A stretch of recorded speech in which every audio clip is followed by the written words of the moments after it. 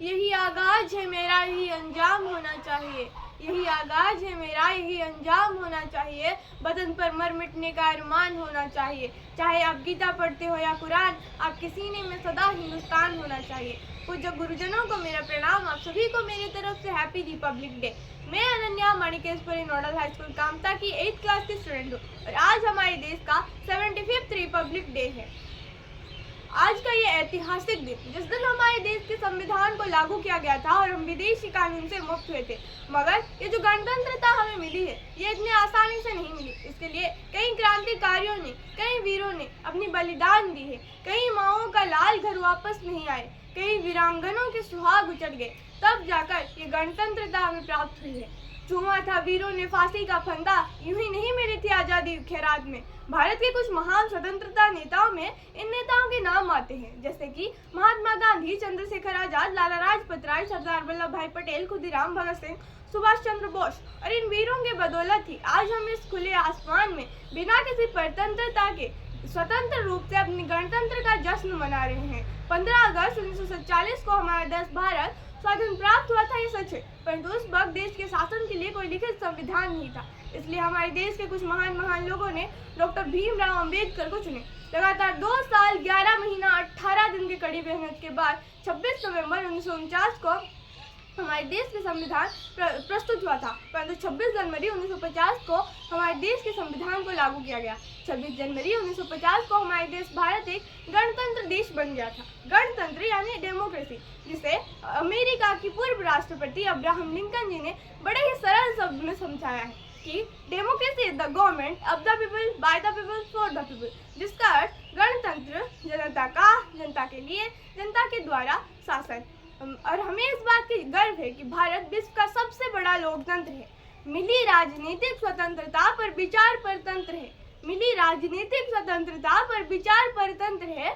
पाश्चात्य चिंता चरित्र से हुए कहाँ स्वतंत्र है। अभी स्वदेशी तंत्र अपेक्षित मिला कहाँ सम्मान है। अभी स्वदेशी तंत्र अपेक्षित मिला कहाँ सम्मान है। और किसी कोने में बैठा रो रहा संविधान है। और किसी कोने में बैठा रो रहा संविधान है। और इस रोते हुए संविधान को प्रबल, सरल, सशक्त और प्रभावशाली बनाने की जिम्मेदारी अगर किसी को है तो वो सिर्फ हम देशवासियों का है।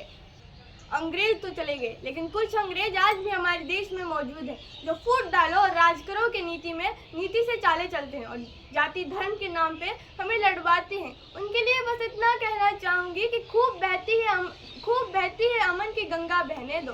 खूब बहती है अमन की गंगा बहने दो। मत फैलाओ देश में दंगा रहने दो। लाल हरे रंग में न बांटो हमको, मेरे छत पर एक तिरंगा रहने दो। मेरे छत पर एक तिरंगा रहने दो। जब हमें एक अच्छे डॉक्टर की जरूरत थी तब हमने Indian institute of medical science गठन किया। जब हमें एक अच्छे इंजीनियर की जरूरत थी तब हमने इंडियन इंस्टीट्यूट ऑफ टेक्नोलॉजी गठन किया।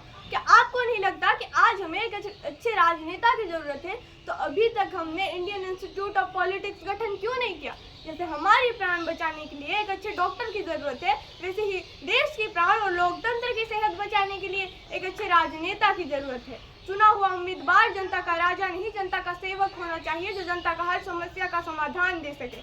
आज़ादी से पहले हम हिंदुस्तानी थे और आज़ादी के बाद हम हिंदू मुसलमानी बन गए। आपने तो फिल्म सुपर 30 का ये डायलॉग सुना ही होगा, अब राजा का बेटा राजा नहीं बनेगा, राजा वही बनेगा जो हकदार होगा। लेकिन पहले ऐसा नहीं होता था, पहले राजा का बेटा ही राजा बनता था, चाहे वो काबिल हो या ना हो।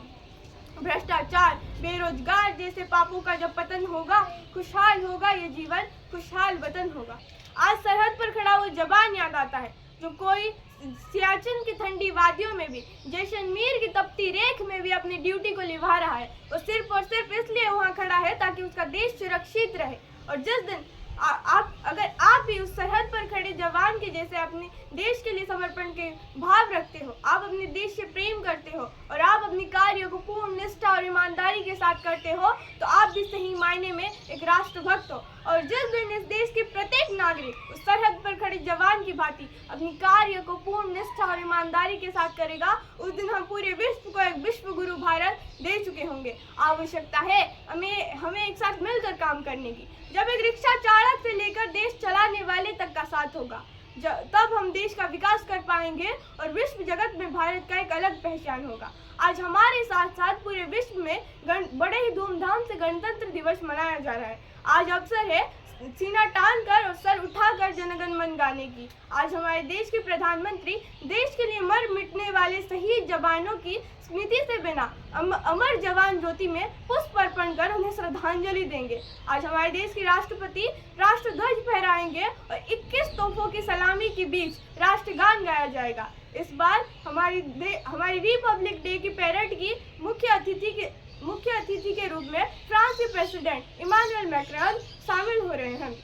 और अंत में मैं फिर से देश के लिए मर मिटने वाले शहीद जवानों को सल्यूट करती हूँ और आप सभी को गणतंत्र दिवस की हार्दिक शुभकामनाएं देती हूँ और इन पंक्तियों से अपनी वाणी को विराम देती हूँ कि जो ना हो सका अब तक कर दिखाएंगे हम, जो ना हो सका अब तक कर दिखाएंगे हम, गैरों को भी गले से लगाएंगे हम और अपने हिंदुस्तान को फिर से सोने की चिड़िया बनाएंगे हम। जय हिंद, वंदे मातरम।